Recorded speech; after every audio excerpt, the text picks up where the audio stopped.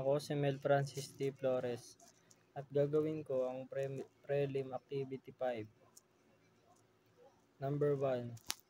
Ako ay manonood ng mga pelikulang hapon mamayang hapon. Number 2. Dala-dala ni Ama ang kanyang dala kahit na malakas ang alon sa dagat. Walang kadala-dala sa nangyaring trahedya sa kanyang kaibigan noong nakaraan lamang. Number 3. Siya ay may natatagong galing pagdating sa larangan ng medisina, palibhas ay galing siya sa isang prestiyosong universidad. Number 4. Akmang susuntukin ni James ang kanyang kaibigan, subalit iniisip pa rin niya ang akmang gawain sa ganitong klaseng sitwasyon. Right. Habang nagbabati ng itlog si James, ang umagang yaon ay binati siya ni Rhea. At dahil nagkabati na sila noong gabing iyon, ay masaya niya itong tinugon. Ako na ang umako sa gawain ni Michael. Number 7.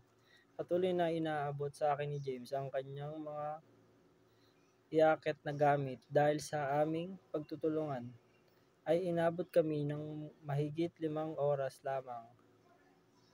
Number 8. Isama mo ang iyong mga anak at lipa at tayo mamamasyal at aking bukirin doon sa Lipa City, Batangas. Number 9. Ano ang mapapala mo kahit ikaw ay magpala maghapon kung siya din pala ang patuloy na pinagpala ng mga nakatataas kahit na wala siyang ginagawa. Number 10. Ako ay magbubukas ng aming tindahan bukas.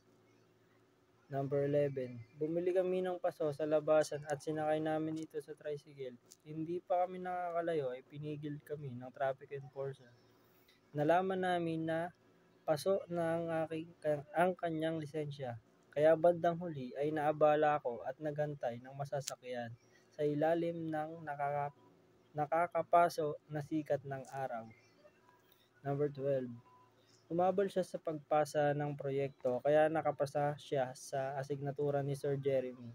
Hindi niya inalintana ang kanyang pasasakatawan, makahabol lamang. Number 13. Tinagaan ni James ng mga taga-biringan dahil napagkamalan siyang espiya. Number 14. Ala-alang baga ang mga usok mula sa sasakyan.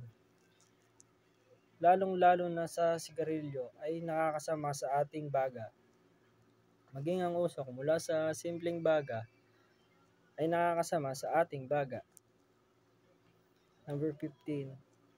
May lumipat na mama sa aming dalawa ni Mama at kinausap ito. Number 15. May lumapit na mama sa aming dalawa ni Mama at kinausap ito. Napag-alaman ko na siya pala ang kaibigan ni Mama sa trabaho. Yun lamang po. Maraming salamat.